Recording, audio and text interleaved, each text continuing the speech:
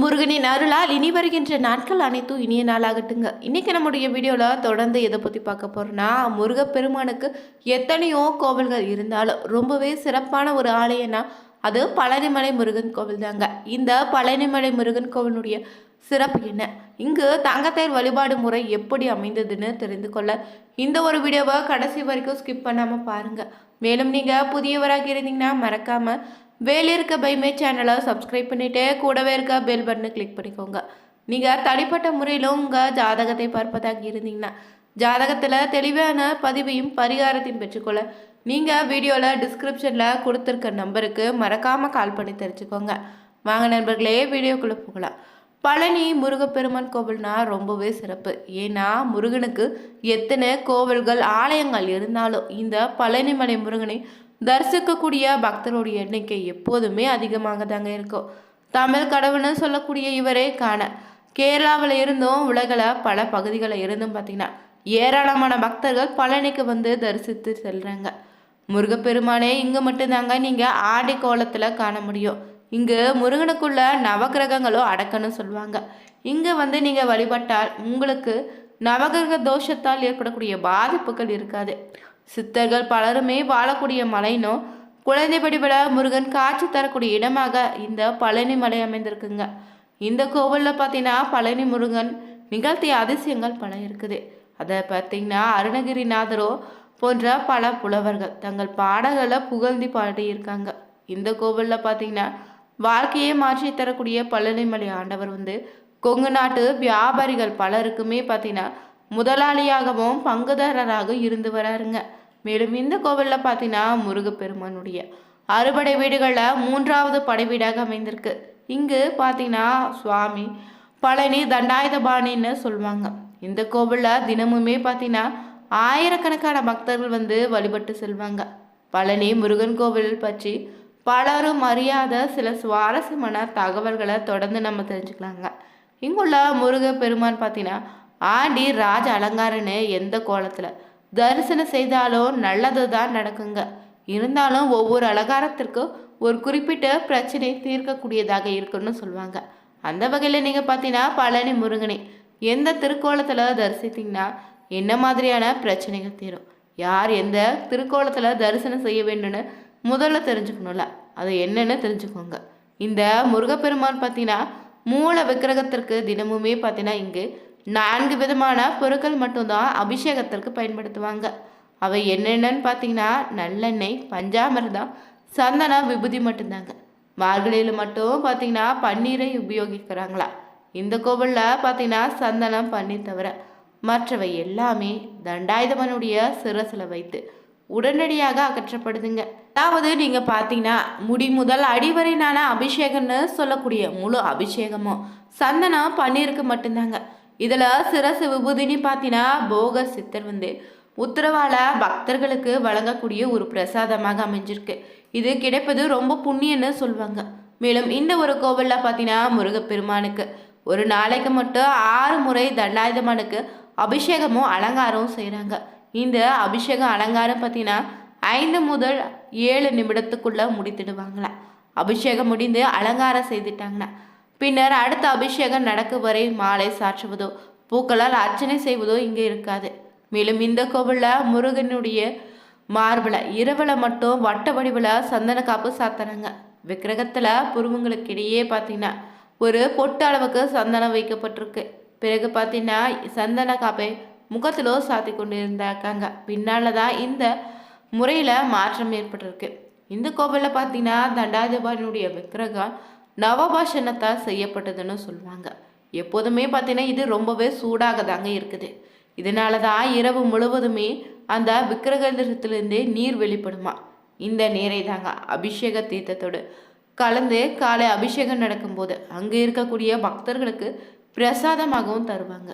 தண்டாயுதபாணி சிலையை சுற்றி எப்போதுமே பார்த்தீங்கன்னா ஒரு சுகந்த மனம் பரவியே நிற்குங்க. தண்டாயுதபாணியுடைய சிலைக்கு இடது பக்கத்தில் நீங்கள் பார்த்தீங்கன்னா ஒரு சின்ன மரகத லிங்கம் இருக்குது.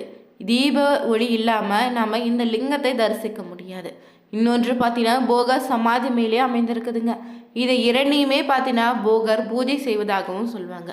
மேலும் இந்த கோவிலுடைய தனி சிறப்பு என்னென்னா தண்டாயுதபாணி சிலையே ராஜ அலங்காரத்தில் தரிசிக்க வேண்டுமா இல்லை ஆடி கோலத்தில் தரிசிக்க வேண்டுமான்னு உங்களுக்கு சந்தேகம் இருக்குதா? அந்த சந்தேகத்திற்கு தெளிவான பதிவை நம்ம தெரிஞ்சுக்க போகிறோம். பலருமே இந்த ஆடி கோலத்தில் இருக்கக்கூடிய முருகனை தரிசிக்க கூடாதுன்னு சொல்லுவீங்க. அப்படிலாம் ஒன்றும் இல்லைங்க.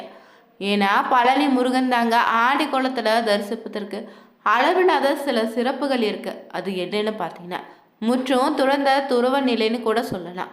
அதாவது அலங்காரம் இல்லாமல் ஆடி கோலத்தில் இருக்கக்கூடிய முருகனை நாம் பார்க்கும்போது நமக்கு பார்த்திங்கன்னா ஒரு மெய்ஞானம் உண்டாகும். இதனால் முற்று துறந்தவங்க குடும்பத்தில் பல நிலைகளை கடந்தவங்க தான் இந்த ஆடி கோலத்தை தரிசனத்தை விரும்பி பார்க்குறாங்க. மேலும் இந்த கோவிலில் பார்த்தீங்கன்னா ஜோதிடத்தின்படி நீங்கள் பார்த்தீங்கன்னா செவ்வாய் கிரக அதிபதியாக இருக்கக்கூடிய முருகப்பெருமான் இங்கு அருள் பாலிக்கிறார். இதிலும் பழனி முருகன் தாங்க ஞானக்காரகனாக விளங்கக்கூடியவராக இருக்கிறாரு. செவ்வாயோடு குருவும் இங்க இரண்டாக இருக்கிறாரு. வீரம் தைரியம் இதற்கெல்லாம் உரிய கிரகம் தான் செவ்வாய் பகவான். வீரமும் தைரியமும் இருந்ததால் தான் இந்த கோவில முருகப்பெருமான் எல்லாத்தையும் உதறி தள்ளிட்டு இங்கு வந்து நின்று அருள்பாலித்து வர்றாரு. இதனால நின்ற உடனேயே இங்கு குரு வந்து விடுறாரு. செவ்வாயாக வீர வேஷத்துடன் கிளம்பி குருவாக நிற்கக்கூடிய தளம் தாங்க இது. இதனால செவ்வாய் குருவின் அருள் பெற வேண்டும் நினைச்சிங்கன்னா பழனிமலை முருகனை தரிசித்து வாங்க. உங்கள் தொழிலும் சரிங்க, வாழ்க்கையிலும் நல்ல முன்னேற்றம் உண்டாகும். தொடர்ந்து பார்த்தீங்கன்னா இந்த பழனிமலை முருகனை எந்த கோலத்தில் தரிசித்தா என்ன மாதிரியான பலன்கள் உண்டாகும்னு தெரிஞ்சுக்கோங்க. உங்களுக்கு வழக்குகள்லாம் நடக்குதா? வழக்குகளில் இதுவரையுமே சாதகமான முடிவு உங்களுக்கு கிடைக்கலையா?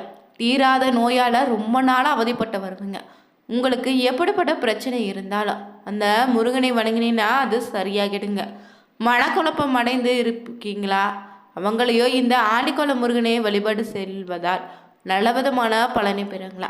மனநிலையில் மாற்றம் உங்களுக்கு உண்டாகுங்க.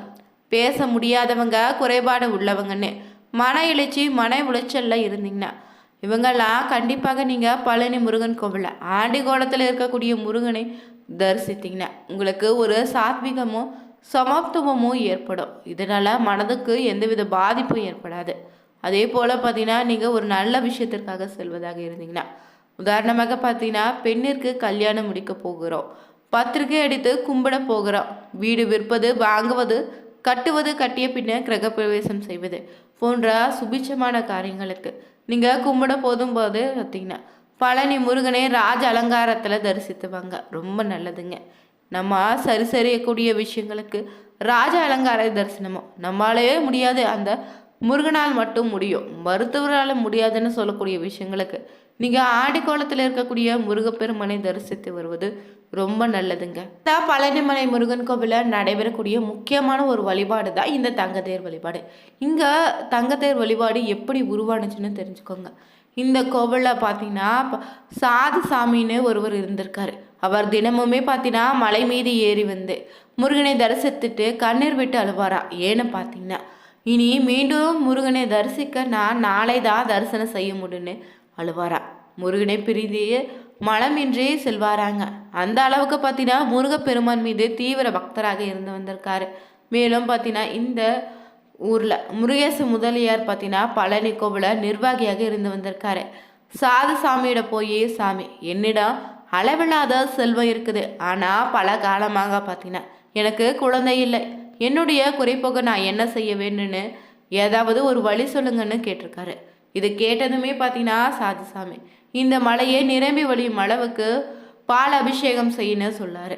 சிறிதும் யோசிக்காத பார்த்தீங்கன்னா முருகேச முதலியார் மலையே நிலையும் அளவுக்கு பார்த்தீங்கன்னா பால் அபிஷேகம் செய்திருக்காரு. பிறகு பார்த்தீங்கன்னா அடுத்த ஆண்டே முதலியாருக்கு இரட்டை ஆண் குழந்தை பிறந்திருக்குங்க.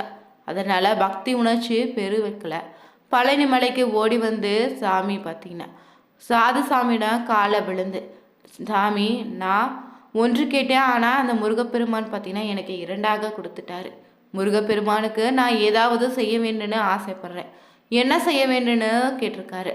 அதற்கு சாது சாமியும் பார்த்தீங்கன்னா நீ கொடுத்தா முருகப்பெருமான் வாழ போகிறாரு, அதனால் பார்த்தீங்கன்னா முருகனுக்கு நீங்கள் தங்கத்தேர் செய்து வைன்னு சொல்லியிருக்காரு. அதன்படி பார்த்தீங்கன்னா தங்கத்தேர் வழிபாடு இந்த கோவிலில் உண்டாக்கிங்க. தங்கத்தேர் இழுப்பதாக பார்த்து இறுதிக்கிட்டேன் 2000 ரூபாய் தேவஸ்தானத்தில் செலுத்தணும். அந்த குடும்பத்தில் சேர்ந்த 2 பேர் மட்டும் மாலை நேரத்தில் தங்கத்தேர் பிடித்திழுக்க அனுமதி கிடைக்குங்க. இந்த வீடியோ உங்களுக்கு பிடிச்சிருந்தா லைக் பண்ணுங்கள், ஷேர் பண்ணுங்கள், கமெண்ட் பண்ணுங்கள். மறக்காமல் நம்ம சேனலை சப்ஸ்கிரைப் பண்ணிக்கோங்க. Thank you viewers.